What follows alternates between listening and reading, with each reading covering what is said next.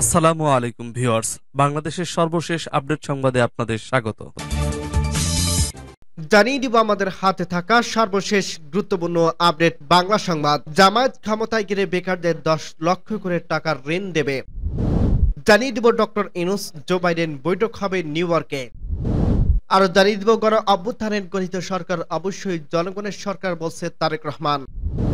আরো জানিয়ে দিব পাহাড়ি ও বাঙালিদের মধ্যে দ্বন্দ্ব তৈরির সুযোগ দেবে না বলছে নাহিদ ইসলাম। সর্বশেষ জানিয়ে দিব নির্বাচিত সংসদেরই সংবিধানের সংস্কার করা উচিত বলছে মির্জা ফখরুল। শুনছিলেন সংবাদ শিরোনাম, এরপর বিস্তারিত। তার আগে অনুরোধ থাকবে, ভিডিওটি যদি ভালো লেগে থাকে ভিডিওটিতে একটি লাইক এবং কমেন্ট করে জানিয়ে দিন ভিডিও সম্পর্কে আপনার মূল্যবান মতামত, এবং আরো কমেন্ট করে জানিয়ে দিন ভিডিওটি আপনি কোথা থেকে দেখছেন এবং শুনছেন।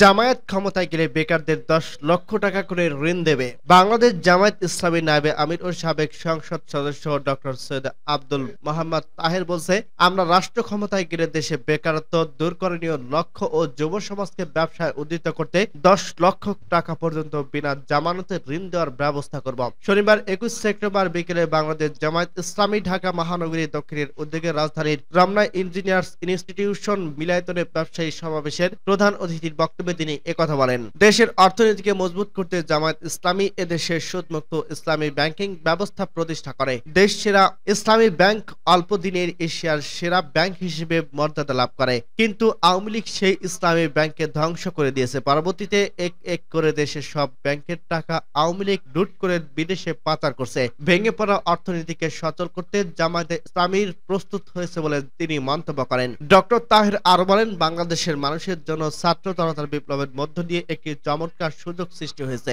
এই সুযোগ কাজে লাগাতে হবে। পরবর্তীতে পরিবেশকে কাজে লাগিয়ে আগামীর বাংলাদেশ গড়তে ব্যবসায়ীদের প্রতি তিনি আহ্বান জানান। এই সময় তিনি ব্যবসায়ীদের দেশপ্রেম বুকে লালন করে ব্যবসা করার অনুরোধ করেন। বাংলাদেশ জামায়াত ইসলামী কেন্দ্রীয় নির্বাহী পরিষদের সদস্য ও ঢাকা মহানগরী দক্ষিণের আমির মোহাম্মদ নুরুল ইসলাম বুলবুলের সভাপতিত্বে এবং কেন্দ্রীয় কর্ম পরিষদের সদস্য ও ঢাকা মহানগরী দক্ষিণের সেক্রেটারি ডক্টর শফিকুল ইসলাম মাসুদের সঞ্চালনায় ব্যবসায়ী সমাবেশে আরো বক্তব্য দেন বাংলাদেশ জামায়াত ইসলামী ঢাকা মহানগরীর দক্ষিণের সহকারী সেক্রেটারি ডক্টর আব্দুল মান্নান, বাংলাদেশ শ্রমিক কল্যাণ ফেডারেশন ঢাকা মহানগরীর দক্ষিণের সভাপতি আব্দুল সালাম, এফবিসিআই এর পরিচালক আলহাজ এনায়েতুল্লাহ, বাংলাদেশ জামায়াত ইসলামী ঢাকা মহানগরী দক্ষিণের ব্যবসা বিভাগের সেক্রেটারি সগের বিন সাইদ, বিশিষ্ট ব্যবসায়ী নেতা মেজবা উদ্দিন সাইদ, রিয়েল এজেন্ট ব্যবসায়ী নেতা আয়ুব আলী ফরাজি, হামিদুর রহমান সোহাগ, রাশিদুল হাসান রানা, রিহাবের কার্যনির্বাহী সদস্য doctor Harunur Rashid, real agent ব্যবসায়ী নেতা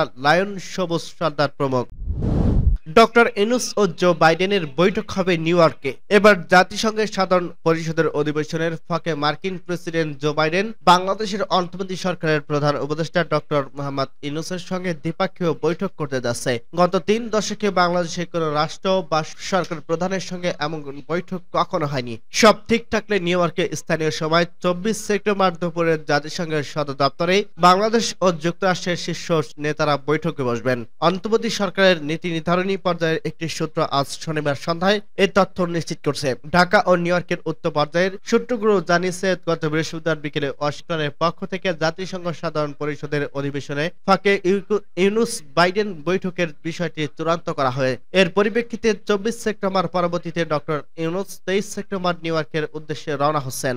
নিউ ইয়র্কের অতীতের কাজ করছে এবং এখনো কাজ করছে। বাংলাদেশে এমন 5 জন কূটনৈতিক এই প্রতিবেদককে জানায়, যুক্তরাষ্ট্রের প্রেসিডেন্ট সাধারণ জাতিসংঘ অধিবেশনে তার নির্ধারিত বক্তৃতার দিন সকালে নিউ ইয়র্কের পৌঁছান। তিনি সেদিন সাধারণ পরিষদের অধিবেশনে বক্তৃতা দেন। এরপর বিকেলে জাতিসংঘের অধিবেশনে আগত রাষ্ট্র ও সরকার প্রধানদের সম্মানের সংবর্ধনার আয়োজন করেন। জাতিসংঘ সাধারণ পরিষদের অধিবেশনে চলার ফাঁকে কোন কোন দেশের শীর্ষ নেতার সঙ্গে যুক্তরাষ্ট্রের প্রেসিডেন্ট দ্বিপক্ষীয় সাক্ষাৎ প্রায় বিরল। গত 3 দশকে জাতিসংঘের অধিবেশনের ফাঁকে বাংলাদেশের কোন শীর্ষ নেতার সঙ্গে যুক্তরাষ্ট্রের প্রেসিডেন্টের কোন বৈঠক হয়নি। বাংলাদেশের রাষ্ট্র ও সরকার প্রধানের সঙ্গে সব সময় যুক্তরাষ্ট্রের প্রেসিডেন্ট সংবর্ধনায় দেখা গেছে কথা হয়েছে। নিউ ইয়র্কে ডক্টর ইউনূসের সঙ্গে জো বাইডেনের বৈঠকে তাৎপর্যের বিষয় জানতে চাইলে বাংলাদেশের একাধিক জ্যেষ্ঠ কূটনৈতিক বলছে, গত 8 আগস্ট অন্তর্বর্তী সরকার দায়িত্ব নেওয়ার পর যুক্তরাষ্ট্রের উচ্চ পর্যায়ের প্রতিনিধি দল 13 সেপ্টেম্বর ঢাকা সফর করে গেছেন। 2 সপ্তাহের মাথায় প্রেসিডেন্ট বাইডেন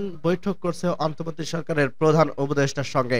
রাজনৈতিক পট পরিবর্তনের পর বিভিন্ন খাতে সংস্কার সহ বাংলাদেশের সামনে দিনের অগ্রযাত্রা যুক্তরাষ্ট্র সহ যেসব ধরনের সহায়তা করবে নিউ ইয়র্কের আসন্ন বৈঠকে সেই ইঙ্গিত দিচ্ছে। গত ৮ আগস্ট দায়িত্ব নেওয়ার পর জাতিসংঘ সাধারণ পরিষদের অধিবেশনে যোগ দিতে নিউ ইয়র্কে যাত্রা করতে যাচ্ছেন ডক্টর ইউনূস। জো বাইডেনের সঙ্গে বৈঠকের পাশাপাশি ইউরোপীয় commission president Ursula von der লিয়নের সঙ্গে বৈঠক করবেন ডক্টর ইউনূস। এছাড়া বিশ্ব ব্যাংকের প্রেসিডেন্ট অজয় বাঙ্গা এবং আন্তর্জাতিক মুদ্রা তহবিলের IFM ব্যবস্থাপনার পরিচালক ক্রিস্টিয়ান জর্জি এবং বাংলাদেশের অন্তর্বর্তী সরকারের প্রধান উপদেষ্টার সঙ্গে দেখা করবেন। গণ অভ্যুত্থানে গঠিত সরকার অবশ্যই জনগণের সরকার বলছে তারেক রহমান। বাংলাদেশ কিংবা যে কোনো দেশে গণ অভ্যুত্থানের মাধ্যমে গঠিত সরকার অবশ্যই জনগণের সরকার বলে মন্তব্য করছে বিএনপির ভারপ্রাপ্ত চেয়ারম্যান তারেক রহমান। শনিবার বিকেলে সিরাজগঞ্জে এনায়েতপুরে ইসলামিক উচ্চ বিদ্যালয় মাঠে আয়োজিত এক স্মরণ সভায় প্রধান অতিথির হিসেবে ভার্চুয়ালি মাধ্যমে যুক্ত হয়ে তিনি এই মন্তব্য করেন। তারেক রহমান বলেন, বাংলাদেশ কিংবা যে কোনো দেশের গণ অভ্যুত্থানের মাধ্যমে গঠিত সরকার অবশ্যই জনগণের সরকার, তাই জনগণ এই সরকারের প্রতি সহযোগিতা অব্যাহত রেখেছে এবং রাখবে। এই সরকার ইতিমধ্যে বেশ কিছু ক্ষেত্রে সংস্কার কার্যক্রম হাতে নিয়েছে, কিন্তু এর কিছু আলামত আমাদের সামনে ইতিমধ্যে স্পষ্ট হয়ে উঠছে। ছাত্র জনতার অভ্যুত্থানের সরকার পতনের পর উল্লেখ করে বিএনপির এই শীর্ষ নেতা বলেন, বাংলাদেশের জনগণ বন্দুকের সামনে বুক পেতে দিতে রাজি, তবুও স্বৈরাচার শাসন মেনে নেয় না। এই এনায়েতপুরের তার এই অন্যান্য উদাহরণ। তারেক রহমান বলেন, বেলকুচি ও এনায়েতপুর হলো তাঁত শিল্পের এলাকা। তাঁত শিল্পকে কিভাবে উন্নয়নের সম্পৃক্ততা করা যায় তার প্রতি বিশেষ নজর দিতে হবে। আমরা এই শিল্পকে এগিয়ে নিতে কাজ করতে চাই। যমুনা নদী ধৌত, চৌহালীয় বিস্তার এবং চর এলাকায় পর্যাপ্ত বাদাম ও তেল চাষ হয়। আমরা এসব সম্ভাবনায় কৃষি পণ্য বিদেশে রপ্তানি করতে চাই। আন্দোলনে নিহত ব্যক্তিদের স্মরণে এনায়েতপুর, চৌহালী এবং বেলকুচি উপজেলায় বিএনপির উদ্যোগে এই অনুষ্ঠানে আয়োজন করা হয়। বিএনপির কেন্দ্রীয় সাংগঠনিক সম্পাদক আমিরুল ইসলাম খানের সভাপতি অনুষ্ঠানে বিশেষ অতিথি ছিলেন দলের জ্যেষ্ঠ যুগ্ম মহাসচিব রুহুল কবির রিজভী। প্রধান বক্তা ছিলেন বিএনপির স্থায়ী কমিটির সদস্য ইকবাল হাসান মাহমুদ এবং বিশেষ বক্তা ছিলেন জেলা বিএনপির উপদেষ্টা MA মোহিত। সবাই অন্যদের মধ্যে জেলা বিএনপির সভাপতি রোমানা মাহমুদ, সাধারণ সম্পাদক সাইদুর রহমান, জেলা যুব দলের সভাপতি আব্দুল জব্বার, সাধারণ সম্পাদক মির্জা মুরাদুজ্জামান, ছাত্র দলের সাধারণ সম্পাদক সিরাজুল ইসলাম, এনায়েতপুর থানা বিএনপির সদস্য সচিব মঞ্জুরুল রহমান, জ্যেষ্ঠ যুগ্ম আহ্বায়ক মন্টু সরকার, যুগ্ম আহ্বায়ক বিজয় আহমেদ প্রমুখ উপস্থিত ছিলেন।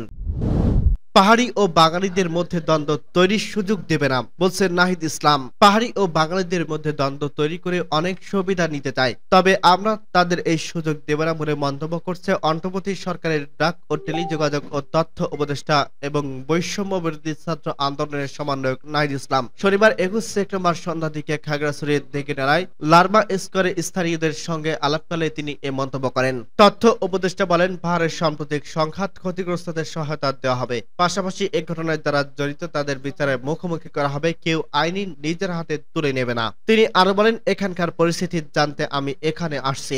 আমি মনে করি বাংলাদেশের কোনো একটি অঞ্চলে যদি অশান্তিতে থাকা সেটির প্রভাব পুরো বাংলাদেশে পড়ে, ফলে আমাদের একসঙ্গে থাকতে হবে। আমরা কিন্তু লড়াই সংগ্রামের মাধ্যমে নতুন একটি বাংলাদেশের স্বপ্ন দেখছি। এর আগে গত বুধবার 28 সেপ্টেম্বর খাগড়াছড়ি জেলা শহরের সুইস গেট এলাকায় মামুন নামের এক যুবককে গণপিটুনিতে নিহত হয়েছে। এ ঘটনার প্রতিবাদে বিক্ষোভ মিছিল বের করেন দিঘিনালা ডিগ্রি কলেজের শিক্ষার্থীরা। মিছিলটি লামারা স্কোয়ারের দিকে যাওয়ার সময় পাহাড়িরা বাধা দিলে সংঘর্ষের সূত্রপাত হয়। পরে দুপক্ষের মধ্যে তা ছড়িয়ে পড়ে। এক পর্যায়ে লার্মা স্কোয়ারের দোকানপাট এবং বসত বাড়িতে আগুন দেয় দুর্বৃত্তরা। এতে পুড়ে যায় অন্তত 50 থেকে 60টি দোকান। এ ঘটনায় 3 জন নিহত হন। নির্বাচিত সংসদের এই সংবিধান সংস্কার করা উচিত বলছে মির্জা ফখরুল। সংবিধানে আমূল পরিবর্তন বা নতুন সংবিধানের জন্য জনগণের নির্বাচিত সংসদকে শ্রেয় বলে মনে করেন বিএনপির মহাসচিব মির্জা ফখরুল ইসলাম আলমগীর। তিনি বলেন, সংবিধানের সংস্কার অন্তর্বর্তী সরকার যে উদ্যোগ নিয়েছে তার জন্য উচিত ছিল বিপ্লবী সরকার করা, সেটি হয়নি। শনিবার 21 সেপ্টেম্বর রাজধানীর গুলশানে বিএনপির চেয়ারপারসনের রাজনৈতিক কার্যালয়ে সাংবাদিকদের সঙ্গে মত বিনিময়কালে এক প্রশ্নের জবাবে তিনি একথা বলেন। সংবিধানে আমূল পরিবর্তনের বিষয়ে এক প্রশ্নের জবাবে বিএনপির মহাসচিব বলেন, কোনো কিছুই অসম্ভব নয়, তবে বিষয়টি কঠিন। এর ব্যাখ্যা দিয়ে তিনি বলেন, এই সরকারের অন্তর্বর্তী সরকার উচিত ছিল বিপ্লবী সরকার করা, এই সংবিধানের অধীনে শপথ না নেওয়া। সেটা তো হয়নি। সংবিধানের অধীনে তো শপথ নিয়েছেন, তাহলে এই জিনিসটাকে বর্তমান সংবিধানের সামনে রেখে সংশোধন করতে হবে। আমরা নিজেরাই দল থেকে উদ্যোগ নিচ্ছি, সংবিধানে কি কি পরিবর্তন হতে পারে সেটা কাজ শুরু করছি। সংবিধানের সংশোধন বা পরিবর্তনের বিষয়ে এক প্রশ্নের জবাবে মির্জা ফখরুল বলেন, বলেন, আমার ব্যক্তিগত বক্তব্য হচ্ছে সংবিধান পরিবর্তন করতে হলে আগে মানুষের কাছে যেতে হবে। তারা কিভাবে সংবিধানের পরিবর্তনটা চায় আরেকটা বিষয় আছে। আমরা কয়েকজন এক্সপার্ট বিশেষজ্ঞ মিলে করে দিলাম সেটা একটা। কিন্তু সংবিধানের আমূল পরিবর্তন বা নতুন সংবিধান এটা করতে হলে আপনাকে গণপরিষদে করতে হবে। এক্ষেত্রে জনমতের বিষয়টি তো আছেই, তারপরে আইনগত দিকগুলো দেখতে হবে। সংবিধানের আমূল পরিবর্তনের জন্য জনগণের ম্যান্ডেটকে সমর্থন সবচেয়ে নিরাপদ হবে জনগণের ম্যান্ডেটটা নিয়ে যদি আমূল পরিবর্তন করতে চান বলে মন্তব্য করেন বিএনপির এই নেতা।